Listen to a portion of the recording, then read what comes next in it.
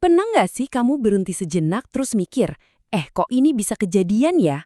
Entah itu hal yang bagus atau yang nggak enak, di baliknya itu selalu ada polanya. Nah, hari ini kita bakal bongkar pola itu, hubungan sebab dan akibat. Oke, kita mulai dari yang paling gampang dan yang kayaknya semua orang pernah rasain deh. Tiba-tiba perut melilit, rasanya nggak enak, pasti otak kita langsung kerja kan? Aduh, gara-gara apa ya? Salah makan tadi siang? Atau jangan-jangan karena belum makan? Nah, pertanyaan kenapa inilah inti dari obrolan kita.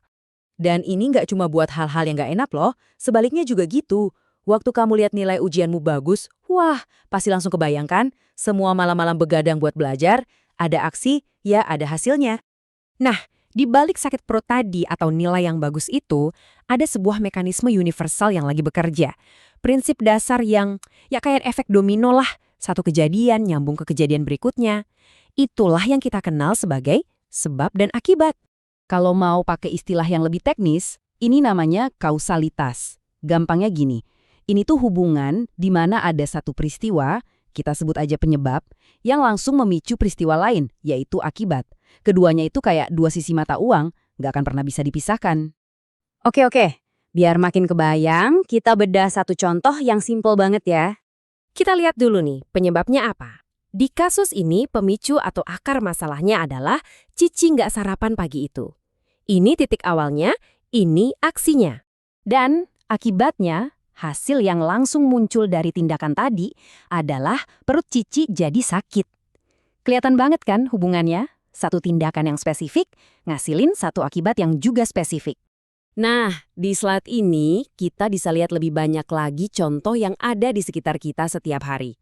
Coba deh lihat nomor 3. Karena Benny rajin belajar, ini penyebabnya nih. Akibatnya apa? Ya nilai ujiannya jadi bagus. Atau lihat nomor 5. Hani nggak mau beresin mainannya. Akibatnya ya kamarnya jadi berantakan. Simple kan?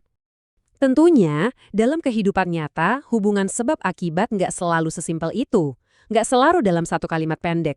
Pertanyaannya terus gimana dong? Cara kita nemuinnya pas lagi baca artikel, berita, atau cerita yang lebih panjang? Nah, jawabannya ada di satu teknik membaca yang cerdas, yaitu membaca sekilas atau yang biasa kita sebut skimming.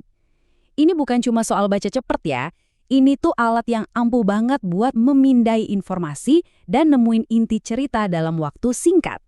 Tapi, ada yang perlu diingat nih, skimming itu bukan balapan lari pakai mata.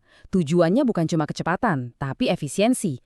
Intinya adalah gimana caranya kita bisa nangkep ide besarnya, alur ceritanya, tanpa harus nyangkut di detail setiap kata. Dan disinilah nyambungnya sama topik kita.